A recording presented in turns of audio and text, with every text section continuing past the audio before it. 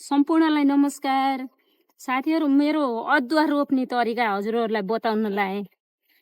यो एउटा कार्टुनमा मैले बोरा लाएर यसरी खेर गएको कार्टुनलाई सदुपयोग गर्दैछु। साथीहरू ल हेर्नुहोस्, अब मैले यो अदुवालाई यहाँ मोल माटो तयार गरेर राखेँ। अब अदुवालाई मैले यसरी राखिदिन्छु। अलिअलि निस्केको छ।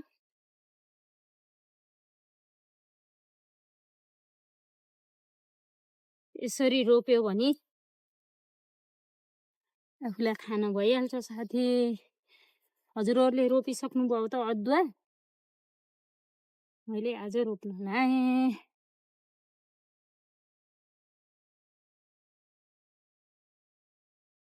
बाक्लै रोपे पनि केही फरक पर्दैन। यो अदुवा जति बाक्लो रोप्यो त्यति राम्रो हुन्छ है।